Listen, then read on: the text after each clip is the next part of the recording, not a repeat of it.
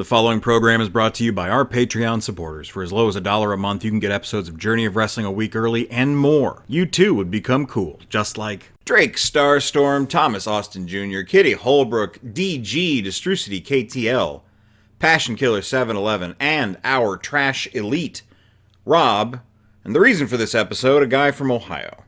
I think a guy from Ohio has made the most requests out of any of our patrons, and we appreciate it because it keeps us in stuff to talk about on weeks where we wouldn't necessarily have stuff to talk about. Also, it introduces us to fun stuff that we end up liking, like this. Yes. Today we are going to be discussing the final season of What We Do in the Shadows. I am Eric J. Chucci, of course, joined as always by the boy. Hey.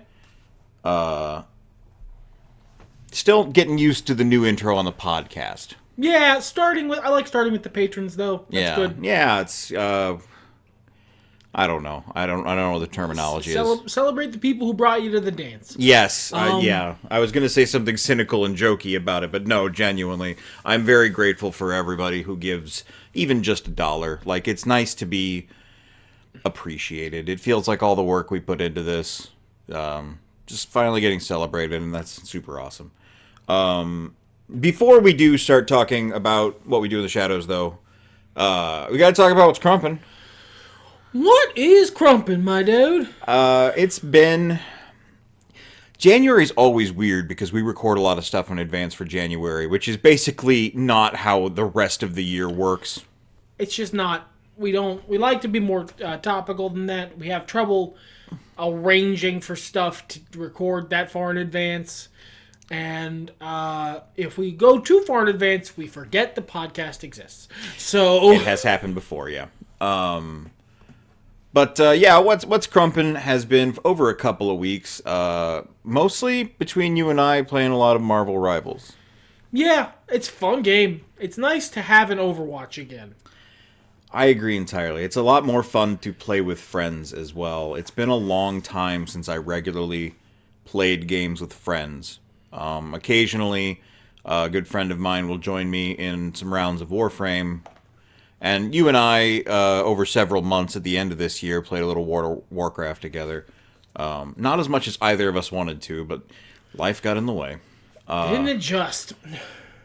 And I will sit down with my girlfriend sometimes and we'll play a game, and that's also nice. But like, I don't know, the vibe's different.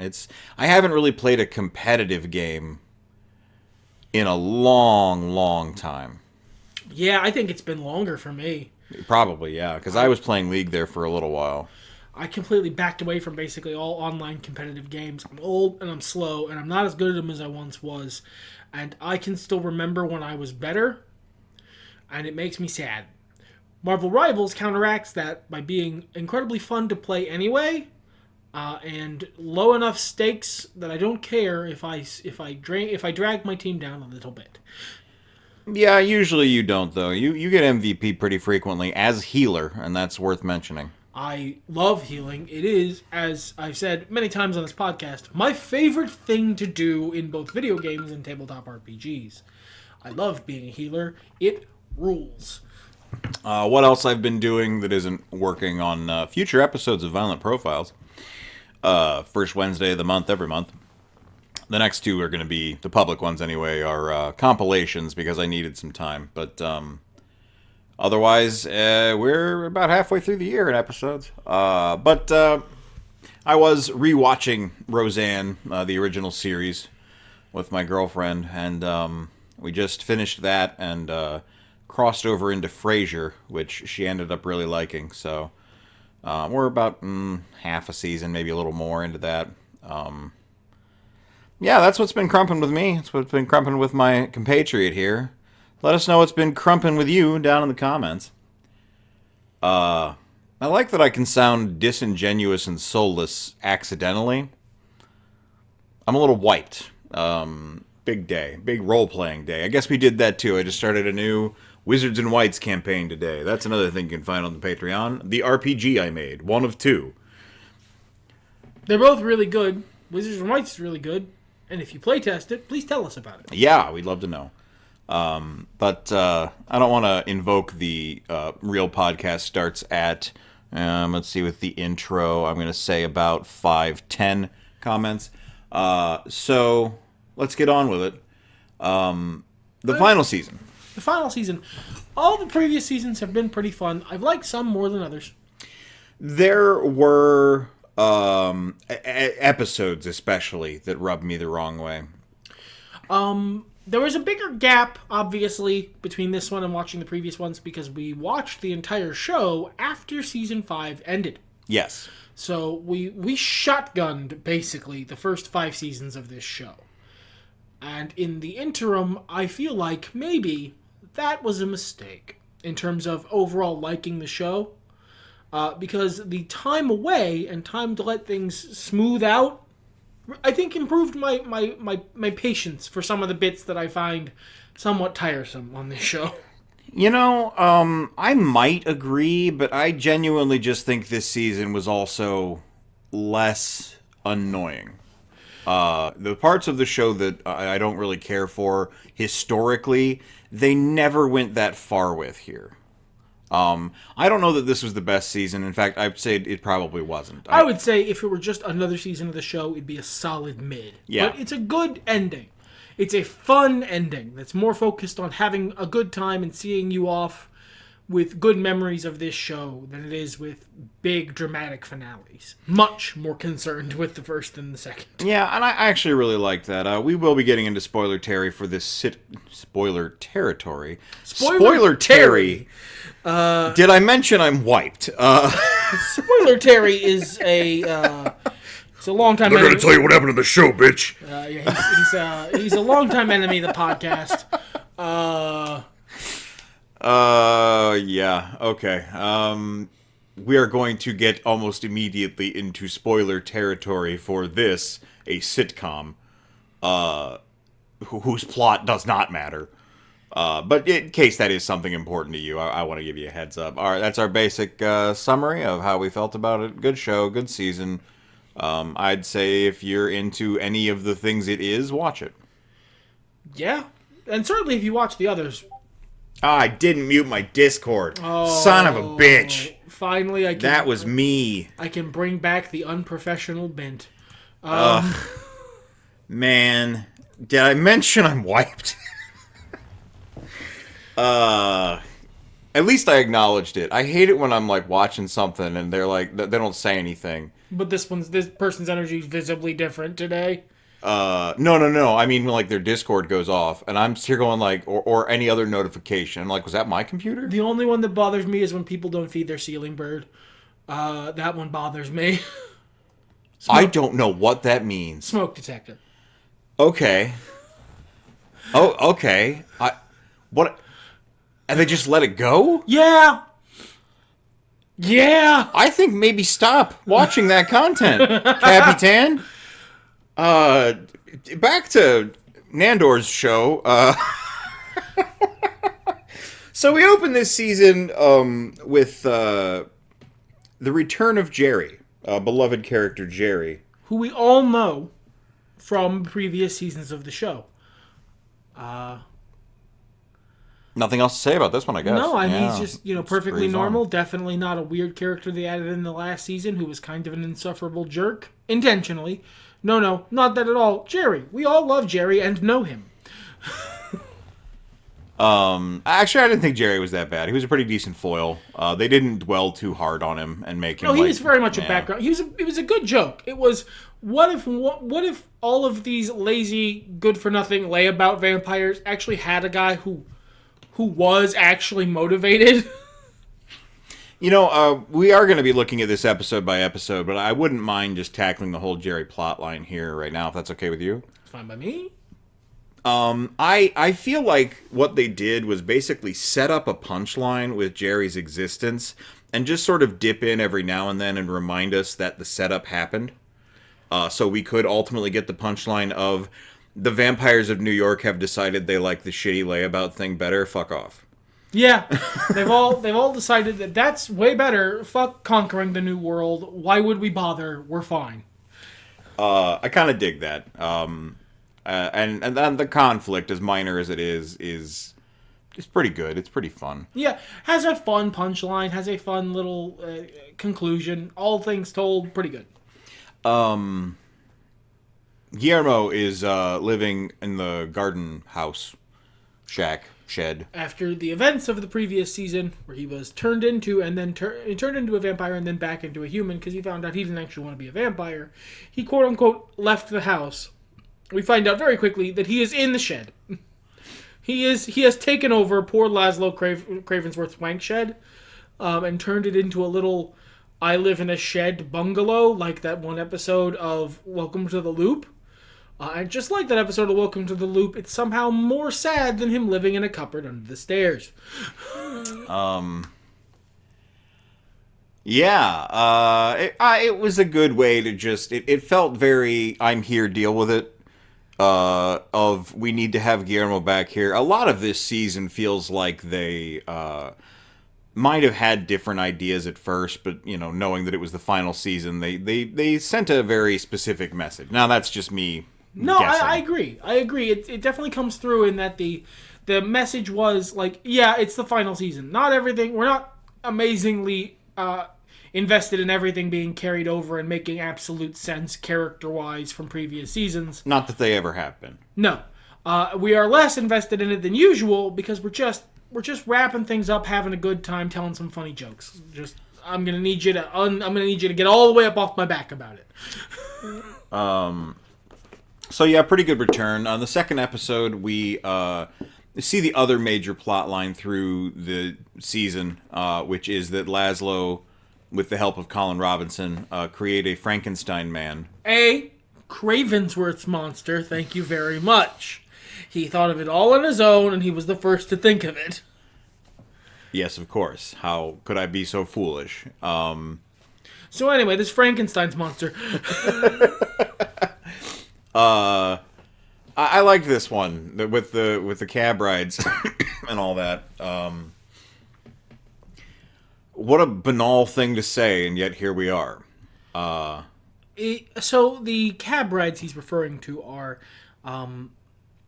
Colin Robinson turns out... I always want to say mockery. Colin Robinson turns out to have been an Uber driver this whole time, because what a great way to be a psychic vampire. I've never been in an Uber. I definitely feel like it would be awful, and so this makes sense. One time when I was waiting to pick you up from work, some woman got in the back of my car, assuming I was her Uber. That's kind of like being an Uber driver. Yeah. Yeah, you could have just driven away and gotten a felony. Yeah. Kidnapping. She seemed nice. I wouldn't kidnap her. No, it was I'm not Uber. Oh, that's gotta be really awkward. It was very awkward for her. I was mostly amused and a little confused. I guess there's a C plot, A plot? I don't know what you want to call it, that happens in this as well. As Guillermo gets a job at a private equity firm called Cannon Capital Strategies. Yeah, he gets a real human job in the real human world, unlike being stuck in sort of sub-attached to the vampire world as he has been for the last 16 years or whatever. Yeah. What about that subplot? How do you feel about that one? You want to just tackle the whole Cannon Capital subplot now as well, or do we want to pepper that in? Because I'd say that's the B plot of the season. Yeah, it probably is. It might be the A plot of the season, really. Jerry is such on the back burner. Yeah, I would say maybe you're right. All right, let's do that episode by episode, as it were. I watched this a way longer time ago than he did. I just finished this a couple days ago. It took me so long to finish. It's not that it was in any way better or worse than the average season of What We Do in the Shadows. It's that I had some shit going on in my life, and I wasn't in a place to enjoy a fun, good time romp. I am now. Yeah. So, what about sleep hypnosis? Sleep hypnosis was hilarious. I'm glad they wrapped it up within that episode. That they figured out that they could just hypnotize other vampires, and it would work. Yeah, they did the whole... They packaged it up into a little bundle at the end of the episode. It's a good concept. Why haven't we heard of this before? Because apparently it's hypnosis that's very easy to reverse. And like it's all sort of self-contained. It's a bunch of really funny jokes. Really funny change. Like you can see changes in character. Really funny like little beats. Not much interesting is going on in this episode in terms of plot. This is one of the first signs that this is really just we're just having a good time here, guys. We thought of this idea for an episode years ago. We're gonna go ahead and do it now because we're not getting another shot, and I like it. The next episode is called The Railroad. The brief on this one is that Laszlo's neighbor and best friend Sean needs a job, so he asks to get hired at the railroad where all of them work, because that's the lie they tell to explain why they are completely nocturnal and he never sees them work anywhere. So they make up a fake railroad office for him to fake work at, and then the Frankenstein's monster hires him. It's a really funny scene. It's a good bit. The whole thing is just pretty well put together. It really smacks of a kooky kind of sitcom I don't usually like, but they pull it off very well. The execution is really good. I'm not sure. They resolve things by Cannon Capital buying the fake railroad company building, and Sean is out of a job again. The Cannon Capital subplot keeps moving. Guillermo keeps getting more and more popular there because Nadia, and to a fantastically lesser extent, Nandor are helping. Yes. Nandor is helping by joining. He wants to keep an eye out for Guillermo. He wants to make sure he is safe, because of all the characters in this show, the only two people who have character development that actually sticks through the final season are Nandor and Guillermo. I feel like the joke of Laszlo's character development, that he will keep mentioning how he had this great character development and everyone around him goes, shut up. That's really good, because he's so hollow about it. But yes, you're right. They are the principal characters to have evolved and changed throughout this series. And the others had character development also. It doesn't stick. These two, it sticks, and I like that. But he actually finds out he just loves being a janitor, and is really enjoying it and feels like he has purpose. He's also not a good janitor. He's a terrible janitor. Mopping on account tables. He doesn't know what anything is, because apparently being a vampire makes you a clown person who doesn't know how anything works. Well, you know how rich people are. You have somebody take care of you for so long, and how would you possibly know how anything works? That's fair. Nadja is doing it by doing the obvious thing you would do in this situation if you were a vampire trying to clear the way for a human that you have decided needs to succeed. Nadja wants him to succeed so he won't come back to the house and won't whine.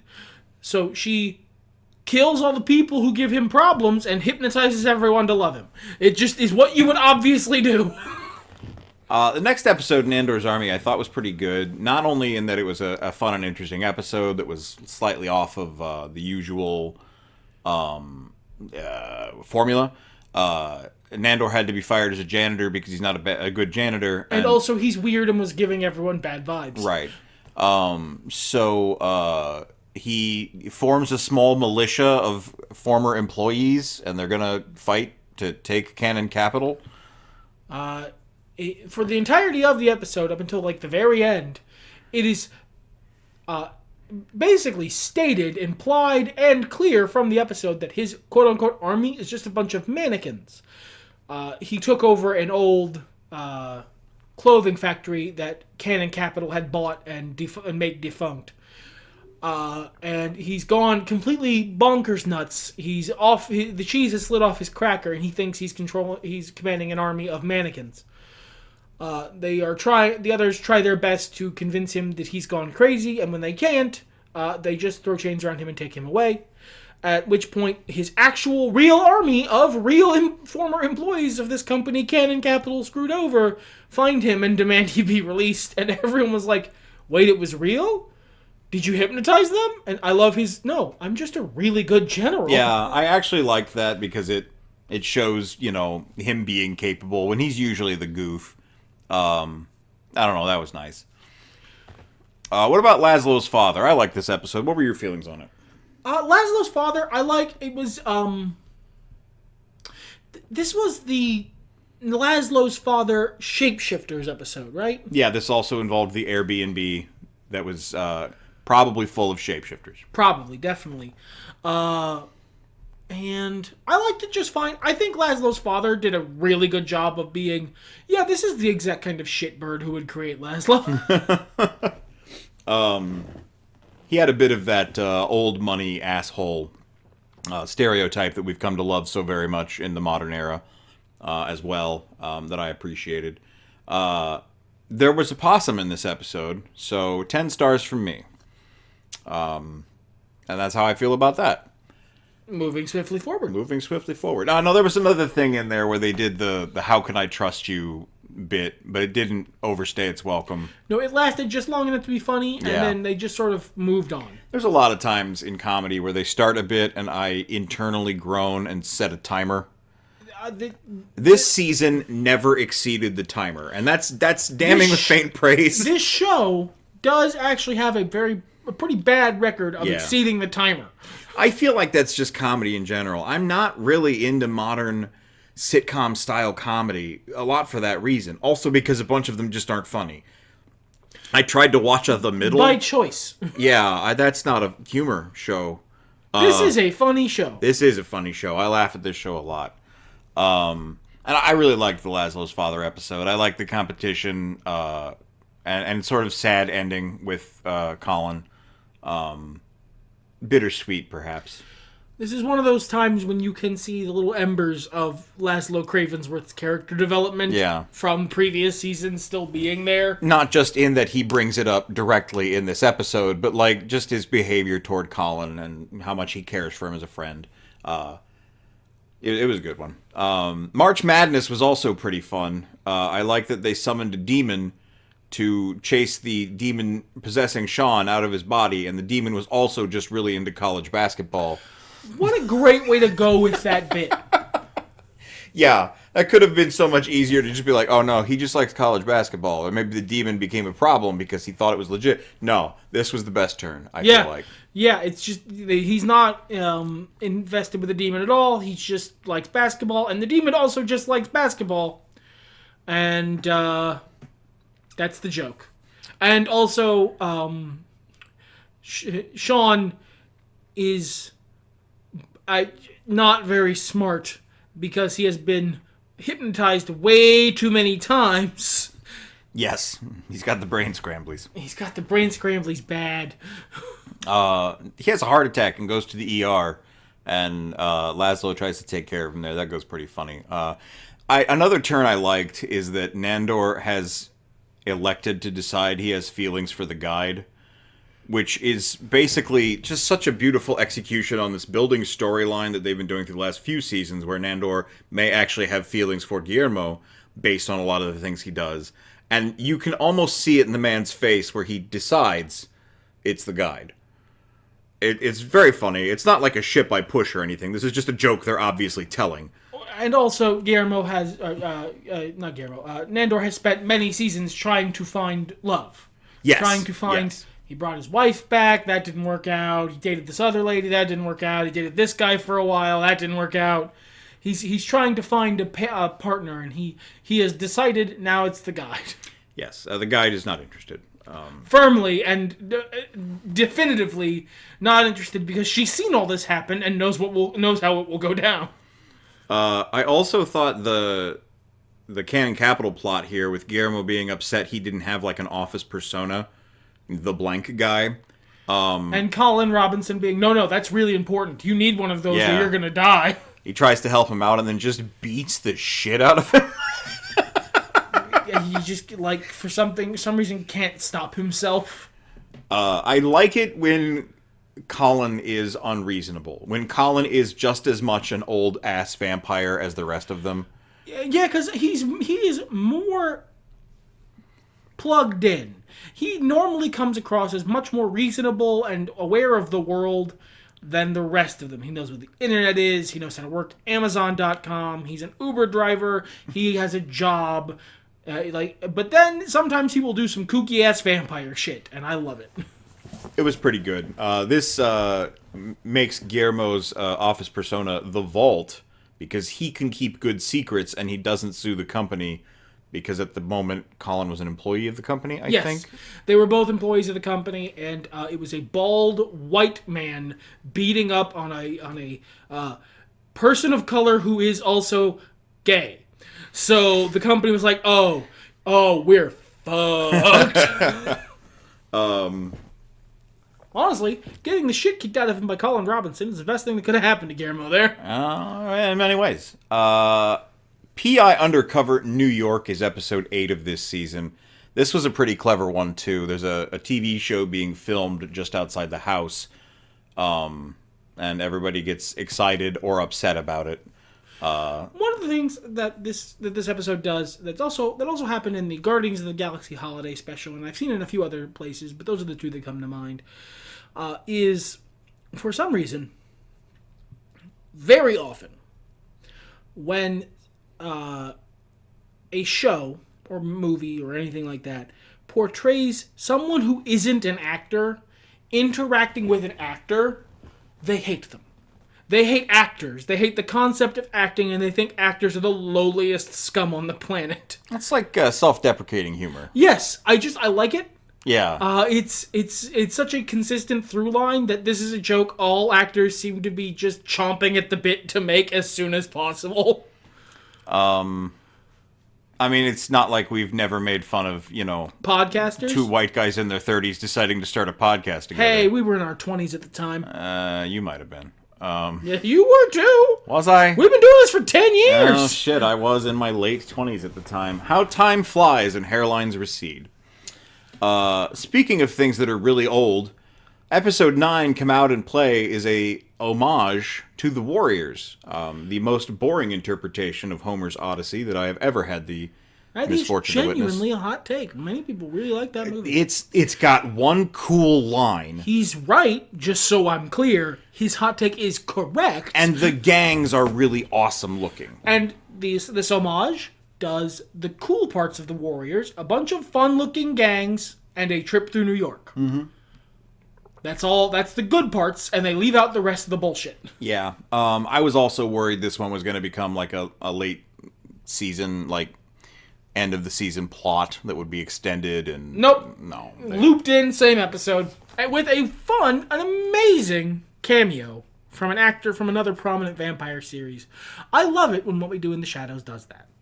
Was that not? Oh, that was. Yeah, that was the end with the Baron. I was talking more about the gangs in general. I kind of thought, much like in season 2, that they would be assailed by people frequently. Yes, that is a thing. Yeah. I liked the closure with Guillermo's family, Miguel, and some of their other family. Yeah, because that's been kind of a plot thread, and he just sort of... Guillermo, this is good character development for Guillermo, because Guillermo is no longer pressed about them finding out. Yes. He just looks at his cousin and goes, yeah, you, my friends are vampires. You have Van Helsing blood. I'm going to need you to keep up. And just continues on his day. Ironically, working at Canon Capital has been the best thing for Guillermo. It actually gave him a spine. It did a lot of good things for him. It gave him a spine in a way being a vampire didn't. Speaking of which, the promotion, episode 10 of this season, the second to last episode, man, Come Out and Play feels like it was a lot earlier in the season. Nope. There's a promotion coming, and Guillermo is pretty sure it's for him, and everyone's acting like it's for him, but it's not. No, it turns out his boss has just been using him, much like Nandor did for 15 of their 16-year employment relationship, as just a complete butt monkey who he is planning on using for as much as he possibly can and then brooming him. This is a wonderful moment for Guillermo because he actually stands up to the user asshole. Wonderful. I love that for him. That's something that I've been wanting to see for a long time. And then a wonderful moment of character development for Nandor because Nandor also comes in and stands up to that guy and backs his friend. Yeah. It's good to see their relationship as whatever the hell they are. Batman and Robin. Co-equal partners in fighting crime. Yeah. It's nice to see it really develop and blossom. I like it.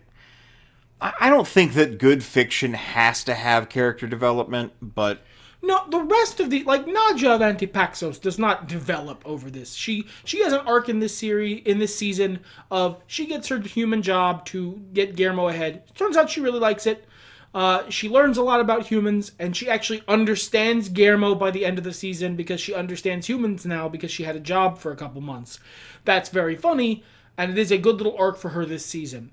But, I would also expect if they were doing another season, that to be gone the first episode of the next season. Funny you should bring that up, my two-wheeled scooter riding friend. In the finale, the film crew that's been filming them this whole time says they have enough footage for the documentary and they're out of here. And we find out that this is not the first documentary series they've been a part of, nor is it the first time most of the events of this series have occurred. Everything is a wheel. It is it is the loop. These people, they don't learn lessons. They don't grow or change. Nandor will be complaining about hygiene in the cell until the end of time. Which is something that's been the case through this entire series, because they mentioned, when Nandor got all upset about his lady, they're like, yeah, he does this. It happens all the time. Yeah, he'll be on this shit for a year or two, and then he'll move on. Yeah. But I have to say, my absolute favorite part was the unnecessary extended parody of the end of Newhart. Of which was one of 3 parodies. My friend's only seen one of them, because in the original airing of this finale, I looked this up after, because the Disney Plus version just has the Newhart. Each, different airings, in different regions of the country, they showed different bits. There's a bit where Nadja looks at the camera and hypnotizes the audience to see whatever they think the perfect ending for the show would be. And in different regions, they showed different parodies. And they chose right. I wanted to see the Newhart one. I don't even know the other shows. The other 2 were a parody of The Usual Suspects and Rosemary's Baby. Well, I know Rosemary's Baby, but the Rosemary's Baby one was fine. The Usual Suspects one was funny, but only if you've seen and like The Usual Suspects. And the Newhart one was perfect. It was gold. Legitimately one of my favorite, just for being good comedy, sitcom ending bits. What a great callback. What a great throwback. What a great celebration of a man's career. And then they started doing it, and I was just laying there on the couch going, no, they're not going to do the whole thing. And they did. They did the whole damn thing. But it also ends with, after that, we get Guillermo and Nandor are going to hang out and be friends, and the future continues, and things are a little different now, and that's kind of fun to see, too. There's a wonderful bit where Guillermo decides, he's desperate the whole episode to try and find a proper ending for the show. He feels like he needs to put a bow on this because, as Nadja accurately explains, he's worried his whole life will be like the documentary and amount to nothing, and nothing has changed and he hasn't grown. And she just explains that to camera because she gets him now. And he decides that he's finally gonna leave. He tells Nandor, when you come back, when you wake up tomorrow, I'm not going to be around. I'm going to be gone. I need to split. I need to move on to the next section of my life. I've been stuck here for too long. And they do this wonderful thing where he closes the thing, turns out all the candles one last time, leaves, lights come on, and the crew starts picking up all their stuff. What would be an excellent ending for the series? And then he comes back in and is like, hey, so I'll be hanging out. We can still hang out. We can be friends. And Nanda was like, I thought I'd never see you again. He's like, no, I just wanted to give them a good ending for the documentary. Yeah. Yeah, I really liked that. And I really liked this final season and the finale. There was no negative notes. And, man, sometimes with comedy, especially, that's all you can ask for, is no negative notes. Yeah, it might not have been my favorite thing, but boy, howdy was it enjoyable.